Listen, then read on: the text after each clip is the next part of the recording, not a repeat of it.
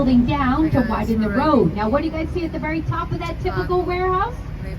A clock. Yeah, why do we have clocks on our warehouses? Well, in the 1900s, it was a luxury to own a watch. This way people knew what time it was and what time to report to work. Very handy for Chicagoans in the winter when we got that big jacket on and gloves, and our clocks are always correct. Now take a look at this building to your right over these trees. This is 300 North LaSalle. This is a LEED Platinum building. You're like, what does that mean? It's like the Oscars for movies for buildings.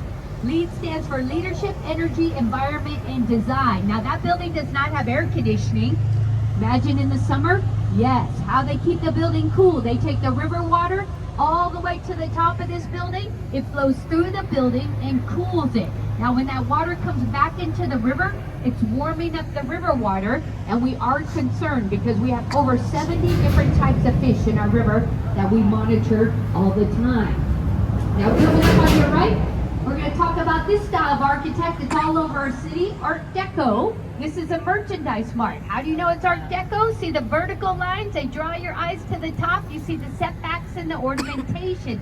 This building is 4.5 million square feet. You're like, Justine, how big is that building? It takes up 5 acres of land. In fact, it's so large, it used to have its own zip code, 60654. And today, there's only one building that's larger. It takes up more space. It's near Washington, D.C., starts with a P. Anybody know? Pentagon. I got the Google vote. I like this. Now, do you guys know what Marshall Fields is? If you don't, it's like a department store, like a Macy's and Nordstrom. So we had 14 warehouses all over Chicago, paid $30 million to have it built.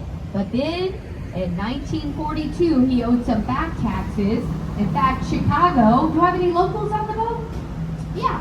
We have the second highest property taxes in the United States.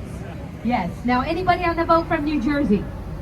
They're number one. You guys are number one. Yes. So he sold the building 1945, $13 million to the Kennedys. Kennedy sold it 1995, $575.